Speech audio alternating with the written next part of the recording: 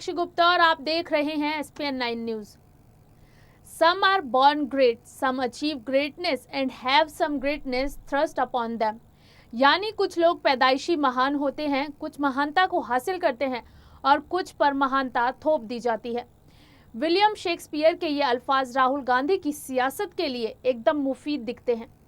एक ऐसा नेता जो सबसे ज्यादा हाई प्रोफाइल होकर भी आम नजर आता है, एक नेता जो तकरीबन हर मंच से किसानों के मुद्दे उठाता है। चीन से झड़प में 20 जवानों की शहादत की वजह से इस दौर में आखिर राहुल गांधी होने के मायने क्या हैं? आइए समझते हैं। तो सियासी सफर में आज बात राहुल गांधी की। 2004 यही वो साल था जब राहुल गांधी ने देश की सियासत में कदम रखा। पुश्तैनी अमेठी लोकसभा सीट से पहला चुनाव लड़ा और संसद की चौखट पार की। अमेठी के चुनाव को कवर करने वाले लखनऊ के एक वरिष्ठ पत्रकार कहते हैं, राहुल का व्यक्तित्व अपने पिता राजीव गांधी की तरह है। नेहरू जी बॉर्न ग्रेट, इंदिरा गांधी महान राजनेता थी। राहुल गांधी ऐसे राजनेता हैं जिनके ऊपर इतनी बड़ी गांधी नेहरू परिवार की विरासत को ढोने की जिम्मेदारी है। उसे सहेजना बहुत बड़ी चीज है। वरिष्ठ पत्रकार ने आगे कहा, कई बार वो एक रिलक्टेंट राजनेता नजर आते हैं। अमेठी से जब वो अपना पहला चुनाव लड़ रहे थे, उस वक्त कैप्टन सतीश शर्मा के साथ उनकी मुंशीगंज में पहली सभा थी। मैं उस रैली में मौजूद था। राहुल गांधी आगे बोल रहे थे और सतीश मंच के पीछे से गाइड कर रहे थे। जैसे उन्होंने कोई एक वाक्य कहा तो उसको पूरा करने के लिए सतीश शर्मा ने कहा कि हम हमेशा यहाँ आते रहेंगे। भारत एक ऐसा देश है जहाँ की राजनीति दूसरे देशों से काफी अलग है। यहाँ राजनीति बचपन से ही सिखाई जाती है। तो यहाँ राजनेता 20 से 25 साल के होते होते राजनीति में एकदम मंच जाते हैं, लेकिन राहुल गांधी इससे वंचित रहे और साल 2004 में उनके राजनीतिक जीवन की शुरुआत हुई। आइए अब जानते हैं 2004 से 2020 यानी 16 साल का राहुल गांधी का सियासी सफर कैसा रहा। 2004 और 2020 में 16 साल का अंतर होता है।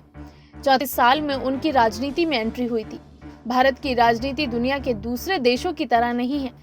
यहाँ दीक्षा बचपन से ही शुरू हो जाती है। अखिलेश यादव, तेजस्वी यादव, एचडी कुमारस्वामी, उमर अब्दुल्ला, ऐसे बहुत से उदाहरण मिलेंगे जब राजनीतिक दीक्षा बहुत पहले शुरू हो गई। 20-25 साल के होते होते मंच जाते हैं। राहुल गांधी संभवतः इससे वंचित रहे हैं। भारतीय राजनीति के पहलुओं से पूरी तरह परिचित नहीं हो पाए। एक फेमस न्यूज चैनल के कार्यकारी संपादक और वरिष्ठ पत्रकार कहते हैं, 2-3 चीजें हैं। एक तो ये कि कुछ बातें तो राहुल की जिम्मेदारी के लिहाज से देखनी चाहिए। बतौर नेता वो क्या कर सकते हैं जो गलती नहीं है, कई बार उसके लिए उन्हें कोसा जाता है। मसलन उनका गांधी परिवार से आना, आप कहाँ पैदा होते हैं यह आपके हाथ में नहीं है। राहुल गांधी की ये जिम्मेदारी जरूर है कि जो समृद्ध विरासत उन्हें मिली है उसे कैरी फॉरवर्ड करना।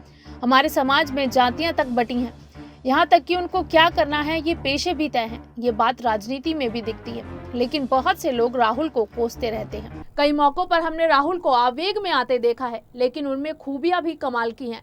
आइए अब चर्चा करते हैं राहुल की कमियों और खूबियों की। राहुल गांधी ने 28 सितंबर 2013 को प्रेस कॉन्फ्रेंस में सजायाफ्ता सांसदों पर यूपीए सरकार के ही अध्यादेश को फाड़ दिया था।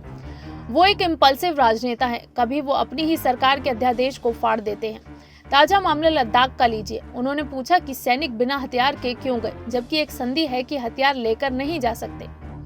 उनकी राजनीतिक दीक्षा ठीक नहीं है, लेकिन उनकी खूबियां भी हैं। वो आसानी से उपलब्ध हैं और मीडिया फ्रेंडली हैं। अमेठी में जब 2004, 2009 और 2014 में जीते तो लोगों की सहायता करने में हमेशा आगे रहते थे, लेकिन 2019 में राष्ट्रीय राजनीति में कमजोर पड़ गए थे। मोदी की अपील की वजह से स्मृति ईरानी से चुनाव हार गए। अपने संसदीय क्षेत्र में व्यक्तिगत स्तर पर मदद करने से वो पीछे नहीं हटते थे। राहुल पर भारी भरकम लेगेसी के नाते एलीट यानी सामंती मानसिकता के आरोप लगते रहे हैं। इन दिनों राजनीति थोड़ा नफरत से भरी हुई है, लेकिन उनका दिल और दिमाग एकदम सही जगह पर है। राहुल गांधी की नीयत पर शक नहीं किया जा सकता है, फिर भी राजनीति 24/7 जॉब है। पीएम मोदी उसके सबसे बड़े उदाहरण हैं। उनके लिए वो 24 घंटे का पेशा है। इसलिए हाथ से देखें तो ऐसा लगता है कि पेशे की जरूरत है, लेकिन वो अनिच्छुक देते हैं। अक्सर बहुत अहम मौकों पर देश से बाहर पाए जाते हैं। कई ऐसे नेता हैं जिन्होंने समय समय पर उन तक बात पहुंचानी चाहिए, लेकिन मौका नहीं मिला। असम में हिमंत बिस्वा शर्मा उनसे मिलने पहुंचे, लेकिन वो कुत्तों को बिस्कुट खिला रहे थे। आंध्र प्रदेश में जगन मोहन रेड्डी के मामले में चूक हुई। मामले को ठीक से संभाल नहीं पाए। पूर्वोत्तर और दक्षिण में आज कांग्रेस कमजोर हुई। राजनीति भी टीम वर्क है। आप योग्य लोग अपने इर्द गिर्द जुटाते हैं। उस मोर्चे पर राहुल कई बार फेल दिखते हैं। उन्होंने कई बड़े बड़े नेताओं को जाने दिया। राहुल गांधी को कांग्रेस के उन नेताओं में माना जाता है जिन्होंने कांग्रेस का कल्चर और नेचर बदलने की पहल की। साल 2009 में राहुल का वो फैसला जिसके जरिए कांग्रेस को यूपी में सबसे ज्यादा 21 सीटें मिली। 2009 के लोकसभा चुनाव में राहुल ने जोरदार अभियान के जरिए यूपी में कांग्रेस को सबसे ज्यादा 21 सीटें दिलाई थी। राहुल की एक बड़ी खूबी है, यूपीए 1 और यूपीए 2 में वो सरकार में किसी पद पर तो नहीं थे, उस लिहाज से कोई योजना या बातचीत नहीं दिखती। एक चीज जरूर देखी कि संगठन के स्तर पर उन्होंने चीजों को बदलने के प्रयास किए थे। यूथ कांग्रेस संगठन के अंदर लोकतांत्रिक चुनावों की प्रक्रिया शुरू थी। यह कांग्रेस पार्टी के कल्चर और नेचर को बदलने वाली पहली पहल थी। परिवारवाद के आरोपों को देखते हुए बहुत अहम था।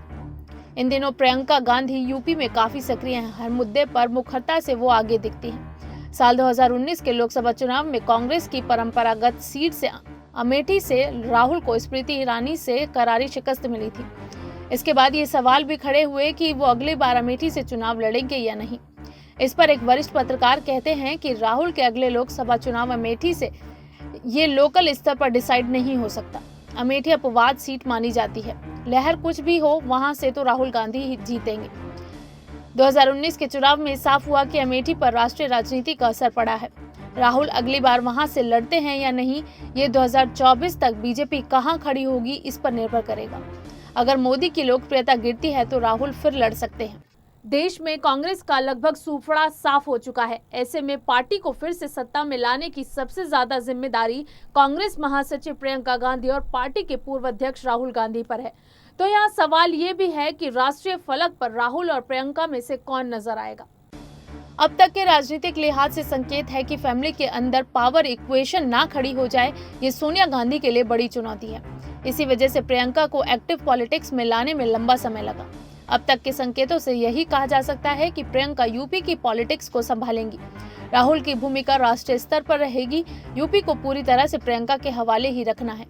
कोई बड़ी बात नहीं कि उनको 2022 में सीएम कैंडिडेट बना दिया जाए। और साल 2019 की राहुल गांधी की वो सबसे बड़ी भूल जिससे वो भारत की जनता का दिल नहीं जीत पाए। चुनाव में राफेल, माल्या और नीरव मोदी का मुद्दा छाया रहा था। हर मंच से राहुल इसे उठाते थे।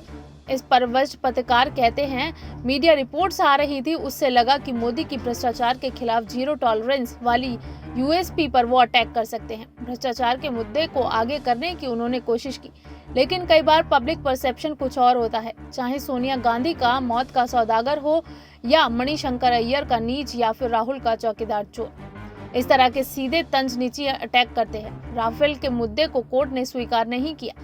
मुद्दों में जान तो थी, लेकिन जिस तरह से उठाना चाहिए था वो नहीं कर पाए। बीजेपी ने उनके निजी अटैक को भुना लिया। 2019 की सबसे बड़ी भूल पीएम मोदी पर निजी अटैक, दूसरा बालाकोट एयर स्ट्राइक और सर्जिकल स्ट्राइक पर सवाल उठाना रहा। भारतीय जनता इमोशनल ज्यादा है। राहुल अभी राजनीति का ककहरा सीख रहे हैं और थोड़ा सीखना अभी बाकी है। सियासी सफर में आज के लिए बस इतना ही। अगर आप किसी और नेता के बारे में जानना चाहते हैं तो हमें कमेंट बॉक्स में जरूर बताएं। और अगर आपको हमारा ये वीडियो पसंद आया हो तो इसे लाइक, शेयर एंड कमेंट जरूर करें और हमारे चैनल SPN 9 न्यूज को सब्सक्राइब करना बिल्कुल भी ना भूलें।